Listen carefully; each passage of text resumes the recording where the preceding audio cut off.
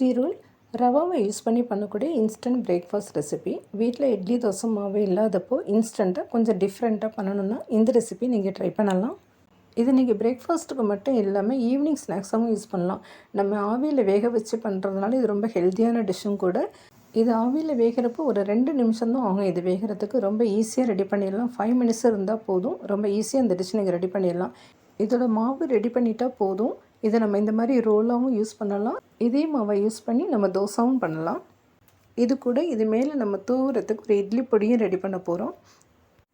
Video ஃபுல்லாக பாருங்கள். பிடிச்சிருந்ததுன்னா லைக் பண்ணிவிட்டு சப்ஸ்கிரைப் பண்ணிக்கோங்க. இப்போ ரெசிபி எப்படி செய்கிறதுன்னு பார்க்கலாம். இதுக்கு 4லேருந்து 5 ஸ்லைஸ் ப்ரெட் ஸ்லைஸ் எடுத்துக்கோங்க. இது சைடெல்லாம் கட் பண்ண வேணாம், சின்ன சின்ன பீசஸாக கட் பண்ணி எடுத்துக்கோங்க. வீட்டில் சில சமயம் ப்ரெட்டு எக்ஸ்பைரி ஆகிற மாதிரி இருக்கும், நமக்கு யூஸ் ஆகிருக்காது. அந்த மாதிரி டயத்தில் இந்த ரெசிபியை நீங்கள் ஈஸியாக ட்ரை பண்ணலாம். ப்ரெட்ஸை சின்ன சின்னதாக கட் பண்ணிவிட்டு மிக்ஸி ஜாரில் சேர்த்துக்கோங்க.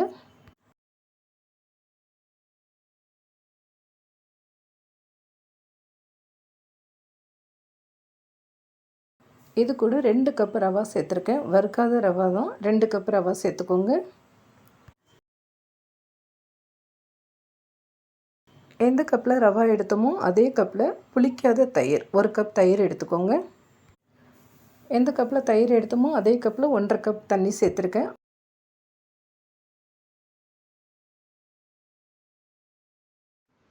இதுக்கு தேவையான உப்பு சேர்த்துக்கோங்க.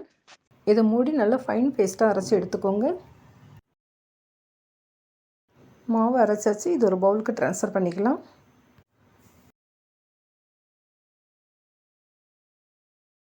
மாவு இந்த பதத்துக்கு இருக்கணும், தோசை மாவு பதத்துக்கு இருக்கணும். இதுலேருந்து கொஞ்சம் மாவு நான் தனியாக எடுத்து வச்சுட்டேன், தோசை பண்ணுறதுக்காக தனியாக எடுத்துட்டேன். மீதி மாவில் கொஞ்சம் கொத்தமல்லி இலை சேர்த்துக்கலாம். சிகப்பு மிளகாய் சின்ன சின்னதாக கட் பண்ணி சேர்த்துக்கோங்க. இல்லைன்னா க்ரீன் சில்லியும் சின்ன சின்னதாக கட் பண்ணி சேர்த்துக்கோங்க. இல்லைன்னா சில்லி ஃப்ளேக்ஸ் இருந்ததுன்னா அதையும் சேர்த்துக்கலாம். இது எல்லாத்தையும் நல்லா மிக்ஸ் பண்ணிக்கோங்க. இப்போது ஒரு ட்ரே இல்லை ஸ்டீல் பிளேட் இருந்ததுன்னா அதில் எண்ணெய் அப்ளை பண்ணிக்கோங்க. இப்போ இந்த மாவில் ஒரு 1.5 கரண்டி மாவு அதில் சேர்த்துக்கிறேன். எல்லா பக்கமும் ஸ்ப்ரெட் பண்ணிக்கோங்க. இது நம்ம இஷ்டம்தான். நமக்கு ரோல் தின்னாக வேணும்னாக்கா நீங்கள் 1 கரண்டி மாவு சேர்த்தா போதும். மீடியமாக வேணும்னா 1.5 கரண்டி மாவு சேர்த்துக்கோங்க. நான் ஆல்ரெடி ஒரு கடாயில் தண்ணி சூடு பண்ணிவிட்டு அது ஒரு ஸ்டாண்ட் வச்சுருக்கேன்.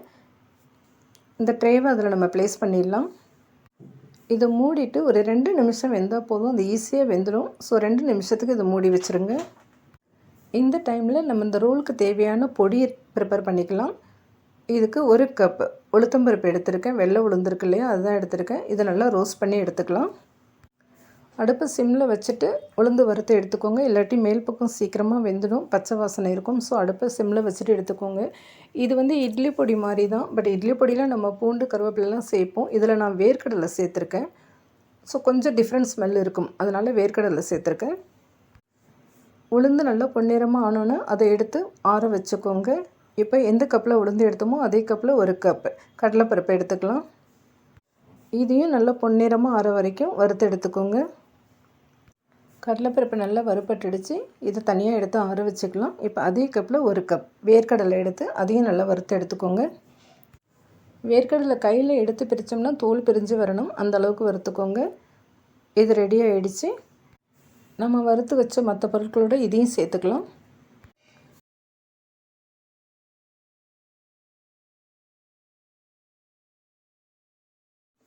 இப்போது அதே பேனில் ஒரு 10 சிகப்பு மிளகாய் சேர்த்துக்கோங்க. பெருங்காயம் சேர்த்துக்கோங்க. நான் ஒரு சின்ன பீஸ் பெருங்காயம் சேர்த்துருக்கேன். உங்களுக்கு பெருங்காயம் இந்த மாதிரி கட்டி பெருங்காயம் இல்லைன்னாக்கா நீங்கள் லாஸ்ட்டில் பவுடர் சேர்த்துக்கோங்க. இதையும் நல்லா ரோஸ்ட் பண்ணி எடுத்துக்கலாம். மிளகாயும் பெருங்காயமும் நல்லா வறுப்பட்டுடுச்சு. இதையும் நல்லா ஆற வச்சுக்கலாம். எல்லா பொருளும் நல்லா ஆறினதுக்கு அப்புறமா மிக்ஸி ஜாரில் இதை நம்ம சேர்த்துக்கலாம்.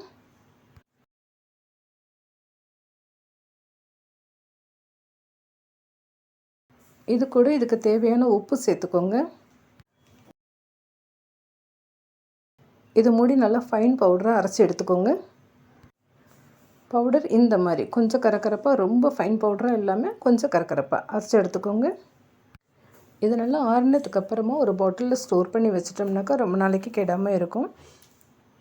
இந்த மாதிரி பாட்டிலில் ஸ்டோர் பண்ணி வச்சுக்கோங்க.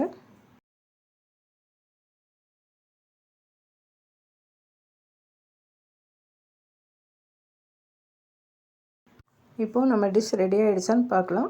இந்த மாதிரி தொட்டு பார்த்திங்கன்னா கையில் ஒட்டாமல் வரும். இப்போ இதை கடாயிலேருந்து எடுத்து தனியாக ஆற வச்சுக்கோங்க. இது நல்லா ஆறிடுச்சு. இப்போ நம்ம செஞ்சு வச்சோம் இல்லையா வேர்க்கடலை பொடி, அதை இது மேலே தூவிக்கலாம்.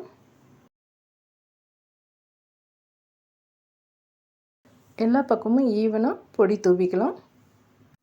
இப்போ இது நமக்கு எந்த சைஸ் ரோல் வேணுமோ அந்த சைஸில் கட் பண்ணி எடுத்துக்கலாம்.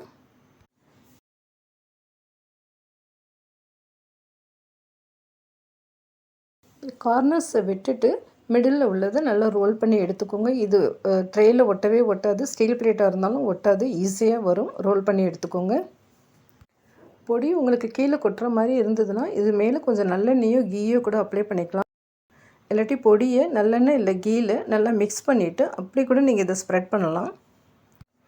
அவ்வளோதான், நல்ல அழகான ஹெல்த்தியான சுஜி ரோல் ரெடி ஆகிடுச்சு. எல்லா பீசஸையும் ரோல் பண்ணி எடுத்துக்கலாம். நம்ம இது 2 நிமிஷம் தான் வேகும். அதனால இது ஒன்று மேலே ஒன்று ட்ரேயாக இருந்ததுன்னா ஒன்று மேலே ஒன்று வச்சு கூட நீங்கள் ஈஸியாக வேக வச்சிடலாம். வெந்துடும். இது ஈவினிங் டைமில் குழந்தைங்க ஸ்கூல்லேருந்து வரப்போ இந்த மாதிரி ரோல்ஸ் கொடுத்தோம்னா கொஞ்சம் டிஃப்ரெண்ட்டாகவும் இருக்கும், விரும்பியும் சாப்பிடுவாங்க. உங்களுக்கு இந்த மாதிரி ரோல் பண்ணுறதுக்கும் ஆவியில் வேக வைக்கிறதுக்கும் டைம் இல்லைன்னா இது தோசை பேனில் தோசை பண்ணி எடுத்துக்கோங்க. நார்மல் தோசையை விட நல்லா கிறிஸ்பியாக டேஸ்டியாக ரொம்பவே நல்லா வரும் இந்த தோசை ரெடி ஆகிடுச்சு. அவ்வளோதான். ஒரு 5 ஸ்லைஸ் ப்ரெட்டு 2 கப் ரவா இருந்தால் போதும். ஈஸியாக இந்த ரெசிபி நீங்கள் ரெடி பண்ணிடலாம். தயிர் இல்லைன்னா கூட லைட்டாக ஈனோவோ இல்லை லெமனோ பிழிஞ்சு விட்டு கூட ஈஸியாக ரெடி பண்ணலாம். ஈவன் ப்ரெட்டு இல்லைன்னா ஒன்லி ரவா வச்சு கூட நீங்கள் இந்த டிஷ்ஷை ரெடி பண்ணிடலாம். ஈஸியாக வரும். ஹெல்த்தியான சுஜி ரோல், தோசை ரெண்டுமே ரெடி ஆகிடுச்சு. நீங்களும் ட்ரை பண்ணி பாருங்கள். வீடியோ பிடிச்சிருந்ததுன்னா லைக் பண்ணிவிட்டு சப்ஸ்கிரைப் பண்ணிக்கோங்க. நெக்ஸ்ட் வீடியோவில் பார்க்கலாம். பாய்.